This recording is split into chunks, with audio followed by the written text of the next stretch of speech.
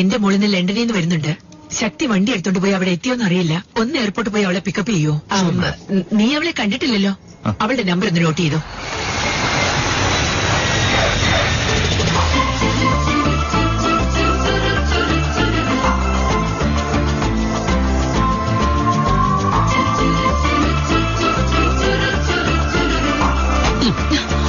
Sorry, it's okay.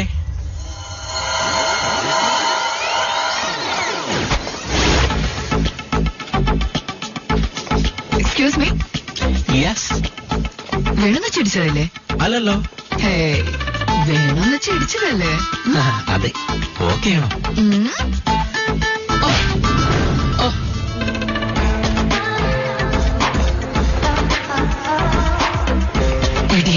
Pickup ചെയ്യാൻ ഒരു കുഞ്ഞു പോലും എത്തിയിട്ടില്ല.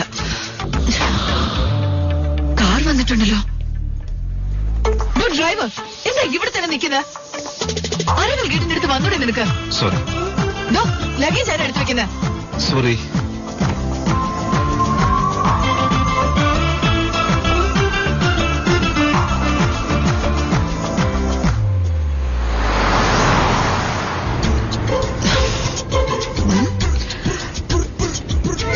വണ്ടിയിൽ AC ഓൺ ചെയ്ത് റെസ്റ്റ് എടുക്കായിരുന്നോ?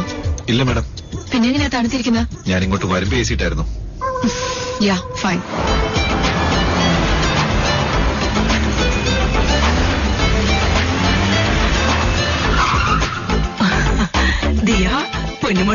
ഡ്രൈവറാണോ? ലഗേജ് പോലും എടുത്തു വെക്കുന്നില്ല. അവൻ ഡ്രൈവറല്ല, ഫ്രണ്ട് ഓഫീസ് മാനേജരാ. IAS എക്സാം എഴുതിയിട്ട് റിസൾട്ടിന് വേണ്ടി കാത്തിരിക്കുക. ഡ്രൈവർ എത്ര ലേറ്റ് ആയതുകൊണ്ട് അയച്ചതാ.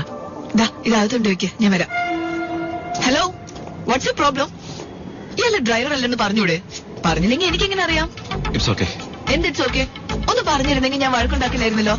വേണമെന്ന് വെച്ചാൽ എന്നെ വഴക്ക് പറയിപ്പിക്കും. പിന്നെ മന്ത്രിയുടെ മോള് ധിക്കാരിയാണ്, അതാണ് ഇതാണെന്നൊക്കെ പുറത്തു പോയി പറയും. അല്ല, നിങ്ങൾ ചിന്തിക്കുമ്പോൾ നിങ്ങൾ സ്വയം ഇൻഫീരിയർ ആക്കിക്കൊണ്ട് അതിലൊരു സുപ്പീരിയോറിറ്റി എൻജോയ് ചെയ്യും. അങ്ങനെയല്ലേ? ഒരു കാര്യം ചെയ്യും മാഡം, വണ്ടി കയറ്. ഞാൻ തിരിച്ചു വീണ്ടും എയർപോർട്ടിൽ കൊണ്ടുവിടാം. എന്നിട്ട് ഒന്നുകൂടെ അകത്തുനിന്ന് വാ, ഞാൻ ബ്ലാക്ക് കാർഡ് കാണിക്കും. എന്നിട്ട് എല്ലാ ലഗേജ് എടുത്ത് കാറിൽ വെച്ചോളാം. ഞാൻ ഡ്രൈവറല്ല, ഫ്രണ്ട് ഓഫീസ് മാനേജറാന്നും പറയും. അതിനുശേഷം മാഡം വണ്ടി കയറിയാൽ മതി. എന്നിട്ട് ഞാൻ വീട്ടിൽ കൊണ്ടുവിടാം. സമാധാനത്തോടെ മാഡത്തിന് അകത്ത് കയറുകയും ചെയ്യാം. ഓക്കെ? ഹലോ പ്രിയ, പ്രിയ, നീ തനിയെങ്കിൽ വന്നല്ലേ?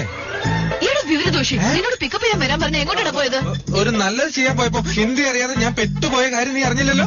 എത്ര കൊല്ലം നീ ഡൽഹി താമസിക്കാൻ തുടങ്ങിയിട്ട് നിനക്കൊന്ന് ഹിന്ദി പഠിച്ചൂടെ? അയ്യോ, ഹിന്ദി പറയണമെങ്കിൽ വേണമെങ്കിൽ പറയാം. അയ്യോ, പോകുന്ന പോക്ക് കണ്ടിട്ട് ഇവിടെ ഹിന്ദി ചിരിക്കണമെന്ന് പറഞ്ഞാൽ ഹിന്ദി കരയണമെന്നൊക്കെ പറഞ്ഞ ഞാൻ എന്ത് ചെയ്യും? അറിയാമോ, ഈ നാട് തന്നെ കൈവിട്ടു പോയി.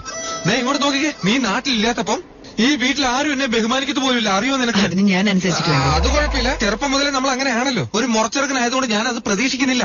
അതുകൊണ്ട് നിനക്ക് മാനേജര്, PA, ഡ്രൈവർ, സെക്യൂരിറ്റി എല്ലാം ഞാൻ തന്നെ. ഇനി ഇവനൊക്കെ ഈ ക്യാ അല്ലാതെ ഒരു കാര്യം അറിയത്തില്ലല്ലോ. അവന്റെ ആരെന്നെ വിളിച്ച അവനടുത്ത് വേഗം മണ്ഡപത്തിലേക്ക് വരാൻ പറയും. മറന്നു പോവല്ലേ? ശരി ഏട്ടാ, സൂക്ഷിച്ചു പോയിട്ട് വാട്ടോ. ദൈവത്തോർത്ത് നീ ഇനി കാലത്ത് എഴുന്നേപ്പിക്കരുത്. പറയാം മുത്തശ്ശി. മുത്തശ്ശൻ മണ്ഡപത്തിലോട്ട് പോയിട്ടുണ്ട് കേട്ടോ. നിനക്ക് ഓർമ്മയുണ്ടല്ലോ അല്ലേ? 7 to 9 മുഹൂർത്തം, ഹർഷകാടിന് കല്യാണം, പയ്യന്റെ പേര് ലക്ഷ്മണൻ, പെണ്ണിന്റെ പേര് മധുമിത, 8:45 താലികെട്ട്. കറക്റ്റാണല്ലോ? ശുക്ലാം ഭരതരം വിഷ്ണും ശശിവർണം ചതുർഭുജം പ്രസന്നവദനം ധ്യായേ സർവമംഗലമാംഗല്യേ ശിവേ സാധികേ. സ്വാമി നിർത്തണ്ട, മന്ത്രം ചൊല്ലിക്കോളൂ സ്വാമി. സർവമംഗളമാംഗല്യേ ശിവേ.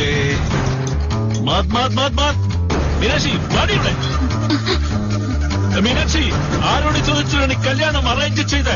പിന്നെ മുझसे पता है मेरा बेटी की शादी करवा रही है. ഞാൻ പറയുന്ന ഒന്ന് ശ്രദ്ധിച്ച് കേക്ക്. ഇവിടെ ഒന്ന് ഇരിക്കേ. കല്യാണം നീ പോയിക്കോട്ടോ.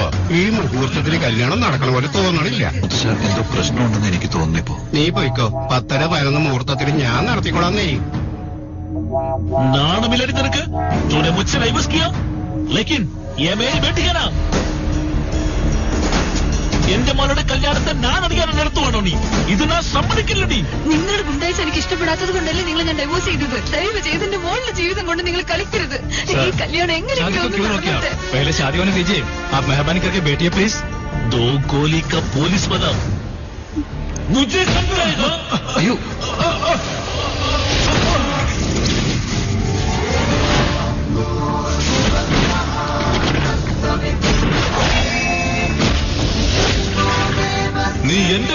നീയല്ലടി പ്രസവിച്ചത്, അതോ ഇത് വേറെ ആരുടെയെങ്കിലും കുഞ്ഞാണോ?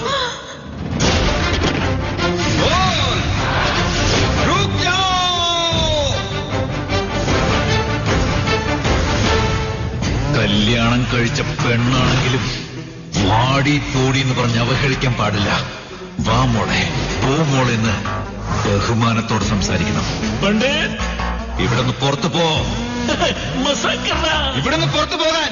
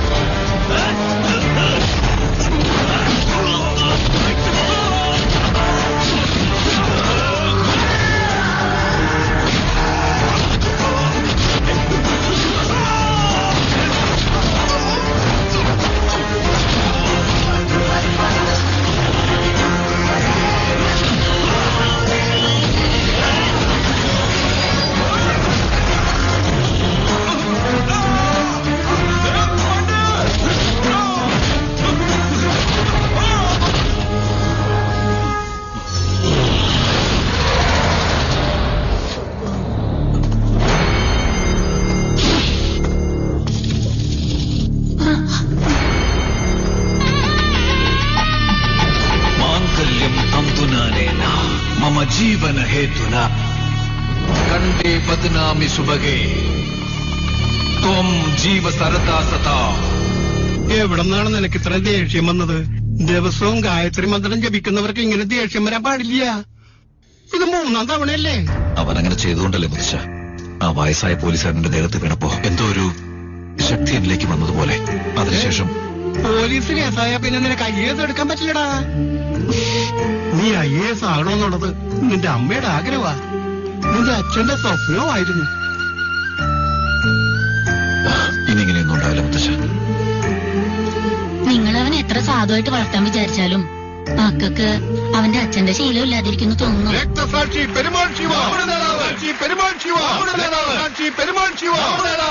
ഈ ജില്ലയിലെ ജനങ്ങൾക്ക് വേണ്ടി രക്തസാക്ഷിയായ പെരുമാൾ ശിവ സാറ് നമുക്ക് വേണ്ടി ചെയ്ത കാര്യങ്ങൾക്ക് ഒന്നും രണ്ടുമല്ല 100 കണക്ക്. നമ്മളെ വിട്ടുപോയ പെരുമാൾ സാറിന്റെ അനുപുത്രൻ വന്നുകൊണ്ടിരിക്കുകയാണ്. നമ്മുടെ നേതാവ് രാഹുൽ, നമ്മുടെ നേതാവ് രാഹുൽ, നമ്മുടെ നേതാവ് രാഹുൽ, നമ്മുടെ നേതാവ് രാഹുൽ, നമ്മുടെ നേതാവ് രാഹുൽ, നമ്മുടെ നേതാവ് രാഹുൽ, നമ്മുടെ നേതാവ് രാഹുൽ, നമ്മുടെ നേതാവ് രാഹുൽ, നമ്മുടെ നേതാവ് രാഹുൽ, നമ്മുടെ നേതാവ് രാഹുൽ, നമ്മുടെ നേതാവ് രാഹുൽ, നമ്മുടെ നേതാവ് രാഹുൽ, നമ്മുടെ നേതാവ്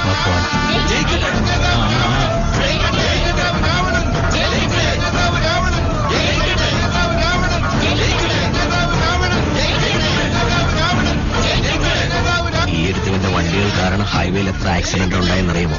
ഇതൊക്കെ ചോദ്യം ചെയ്യാൻ നമ്മുടെ നാട്ടിൽ നല്ലൊരു കളക്ടർ വരണം. നമ്മുടെ ഈ ജില്ലയിലുള്ള MP MLA എല്ലാരും വന്നിട്ടുണ്ട്. ആ വിശ്വനാഥൻ മാത്രം വന്നിട്ടില്ല.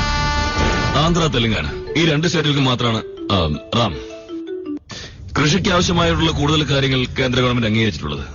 ഫോൺ ആ വിശ്വനാഥന് കൊടുക്ക്. നീ ആരാ? നീ ആരടാ? സ്വാമി. ആരാ? സ്വാമി. Hello, Swami here. രാമസ്വാമി. മന്ത്രിയുടെ കയ്യിലേക്ക് കൊടുക്കടാ. നീ ആരാ? ശിവയാണെന്ന് പറ. സാറേ, ഇത് ശിവ. എന്താ സെൻട്രൽ മിനിസ്റ്ററെ, ഫംഗ്ഷന് കണ്ടില്ലല്ലോ, പണവും തന്നിട്ടില്ല. അത് പാർട്ടി തരേണ്ടതല്ലേ, അല്ലാതെ ഞാൻ തരേണ്ടതല്ലോ. കുറച്ച് വെയിറ്റ് ചെയ്യ്. 600 കോടി ഡൽഹിയിൽ നിന്ന് നമ്മുടെ നാട്ടിലേക്ക് അനങ്ങാതെയും കുലുങ്ങാതെയും കൊണ്ട് തന്നല്ലേ. ഇപ്പൊ എന്താ? കമ്മീഷൻ കാശ് കൊടുക്കാൻ എന്താ ഇത്ര വേദന? മര്യാദക്കിന്റെ കാശ് തരാനുള്ള വഴി നോക്ക്. ഇല്ലെങ്കിൽ ഈ 28 വർഷത്തിനുള്ളിൽ കേന്ദ്രമന്ത്രിയെ ഭീഷണിപ്പെടുത്തുന്ന നിലയിൽ എങ്ങനെയാണ് വളർന്നത്? ഇന്ത്യയിലുള്ള വലിയ രാഷ്ട്രീയക്കാരുടെ കുഴൽപ്പണവും കമ്പനി മേധാവികളുടെ കണക്കില്ലാത്ത കള്ളപ്പണവും ഇതിനെല്ലാം 10% കമ്മീഷൻ വാങ്ങി കാശ്മീർ മുതൽ കന്യാകുമാരി വരെ ഏത് രാജ്യത്തേക്കും ട്രാൻസ്ഫർ ചെയ്തു കൊടുക്കുന്ന മോശമായ തൊഴിൽ ചെയ്താണ് വളർന്നത്. അതുകൊണ്ട് രാഷ്ട്രീയ നേതാക്കന്മാർക്കും തൊഴിൽ മേധാവികൾക്കും ഇവനെ പേടിയാണ്.